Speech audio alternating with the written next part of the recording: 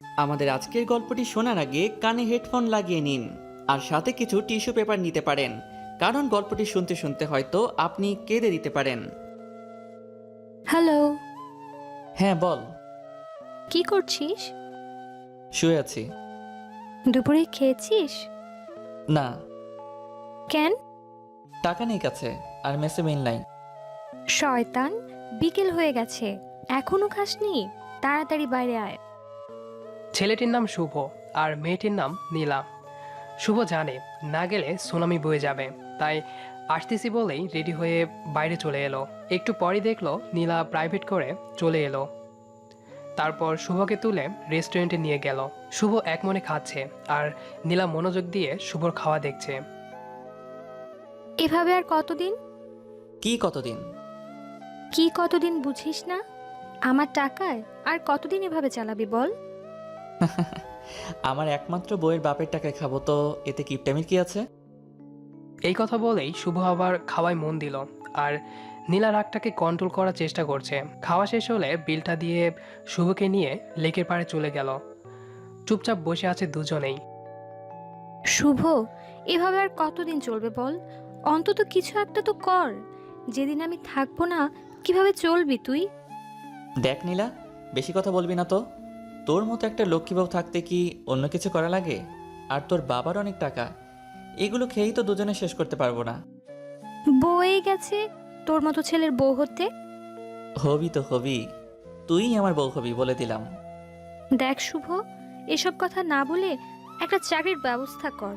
না হলে অন্তত কয়েকটা টিউশনি তো করা যেতেই পারে। এভাবে আমার ভয় করে। আমি না থাকলে তোর কি হবে বল? দেখ, এসব চাকরি বাকরি আর টিউশনি কোনোটাই আমার দ্বারা হবে না, এমনই ভালো আছি। পরে বুঝবি এর মজা। কথাটি বলেই রেগে নীলা উঠে চলে আসছে আর শুভ উঠে পিছু নিল ওর। এই চলে যাবি যা, আমার যাওয়ার ভাড়াটা তো দে। দিতে পারবো না, পারলে হেঁটে যা। ওকে, গেলাম। কথাটি বলেই শুভ হাঁটা শুরু করে আর নীলা গাড়িতে উঠে যায়। কিছুক্ষণ পর নীলার গাড়ি শুভর কাছে এনে কাজটা নামিয়ে 1,000 টাকার একটা নোট শুভকে দিয়ে বলল, লিখে রাখিস, পরে শোধ করে দিস। গাড়িটা চলে গেল আর শুভ দাঁড়িয়ে মুচকি মুচকি হাসছে। এই 4টা বছরে শুভ এই দিয়ে 1,25,417 টাকা নিয়েছে। নোটটা না ভাঙিয়ে হাঁটতে হাঁটতে শুভ ম্যাচে চলে আসে। এবার এদের পরিচয়টা দেই। নীলান্দ্রি বড়লোক বাবার একমাত্র মেয়ে, তবে বড়লোক হলেও ওর মতো মেয়ে হয় না। রাগী হলেও মনটা খুব নরম। আর শুভ গ্রামের ছেলে। পরিবার বলতে শুভ নিজেই, মা বাবা সবাই ওই দূর আকাশে থাকে। অনেক কষ্ট করে ভার্সিটি পর্যন্ত এসেছে। পরিচয় বলতে এতটুকুই। ভার্সিটিতে শুভ একদম বেখেয়ালিভাবে চলতো, উদাসীন। আর এই উদাসীন ছেলেটাকে দেখে নীলার ভীষণ রাগ হতো, যে ছেলেটা এমন কেন। তাই শুভর সাথে বন্ধুত্ব করে নীলা। এরপর থেকেই শুভর প্যারা শুরু। শুভ এতটাই উদাসীন যে না খেয়ে থাকবে, তবুও কিছু করবে না। তবে নীলা খুব ভালো, তাই তো শুভর যখন যা লাগে দেয়। আর একসাথে থাকা চলা এটা তো কমন। এই 4টা বছর ধরে শুভর জ্বালাতে নীলা পাগল প্রায়। তবুও কেন জানি শুভকে কিছু বলতে পারে না। ছেলেটা এতিম তো, তাই আর শুভর হাসি দেখলেই নীলা সব রাগ চলে যায়। অপরদিকে শুভ নিজেকে নিজে যতটা না কেয়ার করে, তার চেয়ে বেশি নীলা কেয়ার করে। তাই তো নীলাকে খুব ভালোবেসে ফেলেছে শুভ। অনেক আগেই শুভ বারবারই নীলাকে বলে যে ভালোবাসি, তবে নীলা মজা ভেবে উড়িয়ে দেয়। এভাবেই এক এক করে চলে যাচ্ছে দিন। শুভও চাই চাকরি করতে, তারপর নীলাকে নিজের বউ করে নিতে। তবে আজকালকার দিনে চাকরি মানে যে কি, এটা যারা পড়াশোনা শেষ করেছে শুধু তারাই জানে।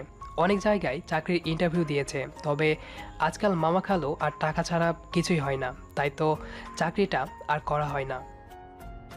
চাকরি না হলেও শুভ চুপি চুপি সেই প্রথম থেকেই রাতে 2টো টিউশনি করায়, যা নীলা জানে না। শুভর ইচ্ছে টিউশনি জমানো টাকা দিয়ে বিয়ের পর নীলাকে অনেক বড় একটা গিফট দেবে। শুভ অনেক স্বপ্ন দেখে নীলাকে নিয়ে। বিকালে ম্যাচে বসেছিল, তখনই আবার নীলা ফোন দিল। হ্যাঁ বউ বলো। দেখ শুভ, সব সময় আমার মজা ভালো লাগে না।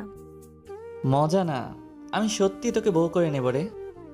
আমার বিয়ে ঠিক হয়ে গেছে। আজ আংটি পরাতে আসবে, রাতে বাসায় আসিস। আর হ্যাঁ, আসার সময় কিছুদিন আগে যে শার্টটা কিনে দিয়েছিলাম ওটা পরে আসিস। নীলার মুখে আংটি পরানোর কথা শুনেই বুকটা কেমন যেন হয়ে ওঠে শুভর। শুভ ভাবে, এটা কি করে হয়? আমি যে নীলাকে ভালোবাসি, সেই নীলাকে শুধু আমার বউ হলেই মানাই।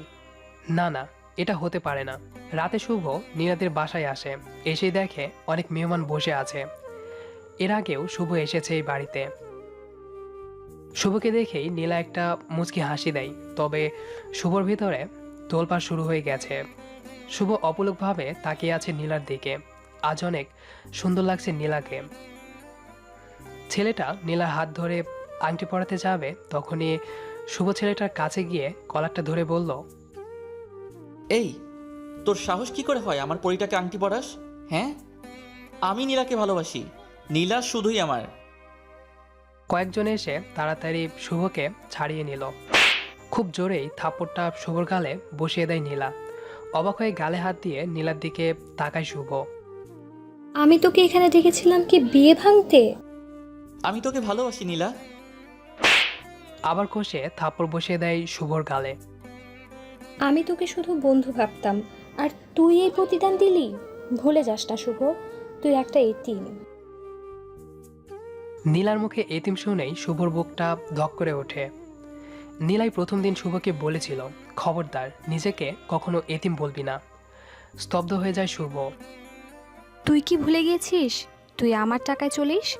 তোর পড়ার টাকাটা আমি দেই, তোর মেস ভাড়া, তোর খাবার টাকা, এমনকি যে শার্টটা গায়ে দিয়ে আছিস সেটাও আমার দেওয়া।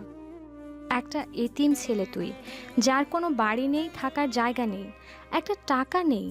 তোর মতো ছেলেকে এতদিন আমি সাহায্য করেছি কি শেষমেশ আমার পরিবারকে তুই ছোট করবি এই জন্যে? তোর টাকা লাগবে তো নে, দিচ্ছি, দাঁড়া। বলেই নীলা ঘর থেকে একটা বান্ডিল এনে শুভর পায়ের কাছে ফেলে দিল। নে টাকাটা রাখ, তবুও এখান থেকে চলে যা, চলে যা আমার সামনে থেকে। আর কোনোদিন যেন তোর ওই নির্লজ্জ মুখটা আমার না দেখতে হয়। শুভ টাকাটা তুলে নিল, তারপর টাকাটা নীলার হাতে তুলে দিয়ে বলল, আমাকে মাফ করিস রে, আমি বুঝিনি যে এমনটা হয়ে যাবে। ছেলেটার কাছেও এগিয়ে যায় শুভ। তারপর ছেলেটির পা জড়িয়ে ধরে বলে, ভাই, আমাকে মাফ করে দিয়েন। তারপর আবার নীলার কাছে এসে বলে, আসলে আমি তো ভুলেই গেছিলাম যে আমি এতিম। আমি ভুলেই গেছিলাম যে আমি তোর টাকাতে চলি। আমার যা আছে সবই তো তোর টাকাতেই কেনা। দেখ না, তুই আমাকে কত ভালো বন্ধু ভাবতি, আর আমি তোর বিশ্বাসকে এভাবে নষ্ট করে দিলাম। আসলেই আমি বেহায় রে। আর তোর টাকাটা দেওয়া লাগবে না, এমনিতেই যে টাকা দিয়েছিস সেটাই সারা জীবন তোর কামলা খাটলেও শোধ হবে না। নীলার বাবার হাতটা ধরে শুভ বলল, চাচা, আপনাদের শুভ কাজে বাধা দেওয়ার জন্য মাফ করবেন। আর নীলা শোন, তুই যতই আমার মুখটা না দেখতে চাস, আমি তোর বিয়েতে ঠিকই আসবো। বলেই চোখটা মুছে শুভ চলে গেল। মেসে এসে বসে আছে শুভ। আজই প্রথম নিজেকে এতিম মনে হচ্ছে। আসলে নীলাকে নিয়ে একটু বেশি স্বপ্ন সাজানো হয়ে গেছিল, তাই তো কষ্টটা একটু বেশি লাগছে। সারা রাত একটুও চোখের পাতা এক করতে পারেনি শুভ। পরের দিন ব্যাংকে গিয়ে টিউশনির জমানো টাকাটা তুলে নেয় শুভ। তারপর শপিং সেন্টারে গিয়ে খুব সুন্দর দেখে নীলার জন্য একটা নীল শাড়ি কিনে শাড়িটা গিফট পেপার দিয়ে প্যাকিং করে নেয়। তারপর আবার মেসে ফিরে আসে। কালকে নীলার বিয়ে। সারা বাড়িতে হই হুল্লোড় চলছে। খুব খুশি সবাই। খুশি হবে না কেন, একমাত্র মেয়ের বিয়ে। তবে মনটা খারাপ নীলার। শুভকে সেদিন ওভাবে বলার পর থেকেই মনটা খুব খারাপ। নীলা জানে যে শুভ হাজার কষ্ট পেলেও কখনো কাঁদে না। মুচকি হাসির আড়ালে কষ্ট খুব করে লুকাতে পারে। নীলা ভাবে কালকে বিয়েতে আসলেই ওকে সরি বলে নেবে।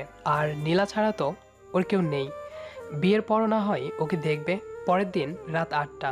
শুভ নীলাদের বাড়ির গেটে দাঁড়িয়ে আছে, হাতে নীলার জন্য কেনা গিফটটা। শুভকে দেখেই গেটের দারোয়ান চাচা বলল, আরে বাবা, বাইরে দাঁড়িয়ে যে, ভেতরে চলো। না চাচা, অনেক কাজ আছে। এটা ধরুন, এটা নীলার হাতে দিয়ে বলবেন আমি দিয়েছি। আর আজ খুলতে মানা করবেন, বলবেন যেন বিয়ের পর খোলে। সে কি বাবা, তুমি যাবে না ভেতরে? না চাচা, অনেক তাড়া আমার। আমি এখন তাহলে আসি। কেমন? ভালো থাকবেন। পিছু ফিরে হাঁটা শুরু করে শুভ। কি মনে করে যেন বাড়িটার দিকে তাকায়। দোতলা বাড়িটা অনেক সুন্দর করে সাজানো হয়েছে। শুভর বড্ড ইচ্ছে করছে ভেতরে গিয়ে নীলাকে বইয়ের সাজে দেখতে। তবে নীলা যে সেদিন খুব সহজেই বলে দিয়েছে তাকে আর দেখতে চায় না নীলা। তাই তো শুভর শেষ ইচ্ছুটুকুও হাসির মাঝে চাপা দিয়ে পিচ ঢালা রাস্তা দিয়ে হেঁটে চলেছে। পকেট থেকে ভাঙ্গাচোরা বাটন ফোনটা বের করে। শুভর ফোনটা ভাঙ্গা হলেও ডিসপ্লেতে নীলা ছবিটা অনেক সুন্দর মানিয়েছে। ব্যাটারিটা খুলে সিমটা বের করে, তারপর ভেঙে পাশে ঝোপে ফেলে দেয়। সঙ্গে সঙ্গে পুরো পৃথিবীর সাথে যোগাযোগ বিচ্ছিন্ন হয়ে যায় শুভর। যার পৃথিবীতে আপন বলতে কেউ নেই, তার জন্য আপাতত কেউ কষ্ট পাবে না। একজন আপন ছিল, সেও এখন অন্য কারোর হয়ে গেছে। হাসতে হাসতে আধারের মাঝে মিলিয়ে যায় শুভ। অপরদিকে নীলা বিয়ে বাড়িতে খুঁজছে, তবে পাচ্ছে না। দারোয়ান চাচা এসে গিফটটা নীলার হাতে দিয়ে বলল, মামনি, এটা শুভ বাবা দিয়েছে। শুভ দিয়েছে? কোথায় ও? বলল কি যেন কাজ আছে, তাই চলে গেল। ও আচ্ছা, দেন চাচা।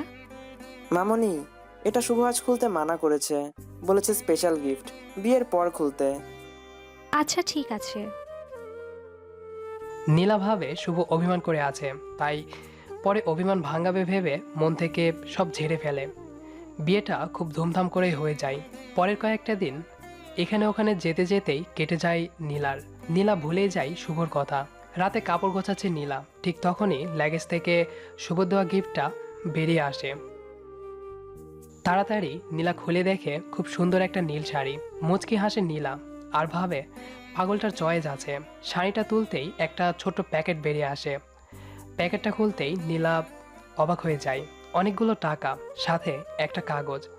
তাড়াতাড়ি কাগজটা খুলে নীলা পড়তে শুরু করলো। কি রে, কেমন আছিস বউ? রাগ করিস না, তোকে বউ বলেছি বলে। কি করব বল, অনেক যে ভালোবাসি তোকে। জানিস তো, আমি ইচ্ছা করেই তোর থেকে টাকা নিতাম। তোর থেকে আমি মোট 1,25,417 টাকা নিয়েছিলাম। এখানে টাকাটা আছে। ভাবছিস এত টাকা কোথায় পেলাম? তোকে না বলে 2টো টিউশনি করাতাম রে, সেটা থেকে জমিয়ে তোর জন্য রেখেছিলাম। ভেবেছিলাম তোর সাথে আমার বিয়ে হলে তোকে এটা দিব, কিন্তু তা তো হলো না। তাই তোর বিয়েতে এটা দিলাম। কোনো দিন তো তোকে কিছু দিতে পারিনি, বেহায়ের মতো শুধু নিয়েইছি। তাই প্রথম ও শেষ একটা গিফট দিলাম। শাড়িটা হয়তো ভালো হয়নি, তাই না রে? কি করব বল, তুই তো জানিসই আমার চয়েস খারাপ। তবুও শাড়িটা পরিস কেমন? আর তুই বলেছিলি না কোনো দিন আমার মুখ দেখতে চাস না। একদম টেনশন নিস না, আর কোনো দিন তোর সামনে যাব না।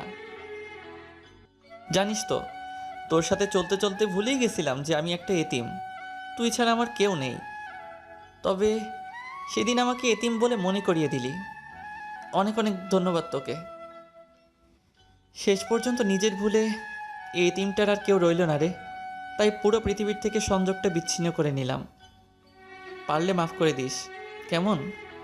আর কোনো দিন তোর এই বেহায়াটার মুখ দেখতে হবে না। দোয়া রইল তোদের সাংসারিক জীবন সুখের হোক। ভালো থাকিস বউ। যদি কখন আবার হয় দেখা, যদি পথ দুটো না হয় একা, তবে রোজ রাতে আমি তারা হয়ে জ্বলবো তোর ইশারায়। চিঠিটা পড়ে চোখের জল যেন বাধা মানছে না নীলার। তাড়াতাড়ি ফোনটা নিয়ে ফোন দেয়।